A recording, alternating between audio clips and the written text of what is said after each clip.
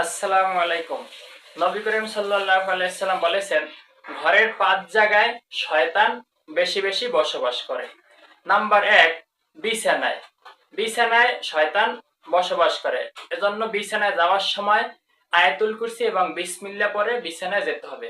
দুই দুই নাম্বার দুই নাম্বারে হচ্ছে অগোছালো কাপড় চোপড়। অগোছালো কাপড় চোপড়ে শয়তান থাকে। এজন্য জাইঙ্গা শরীফ আছে, জিন্সের প্যান্ট, এগুলো অনেকে অনেকদিন পর্যন্ত ধৌত করেন না। প্রত্যেকদিন ধৌত করার চেষ্টা করবেন।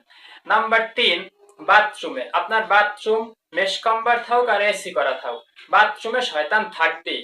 নাম্বার 4, আগুনের কাছে। শয়তান যেহেতু আগুনের তৈরি, এজন্য শয়তান আগুনের কাছে থাকে। এজন্য সব সময় ঘুমানোর সময় আগুন বাতি নিভিয়ে এবং আগুন নিভিয়ে ঘুমাবেন। আগুন কখনো জ্বালিয়ে রাখে ঘুমানো যাবে না। নাম্বার 5, পুতুল বা মূর্তির কাছে শয়তান বেশি থাকে। এজন্য ঘরে কখনো ছবি, মূর্তি বা পুতুল রাখা যাবে না। আসসালামু আলাইকুম। আমরা সবাই আমল করি এবং নিজেকে শয়তান থেকে বাঁচাই।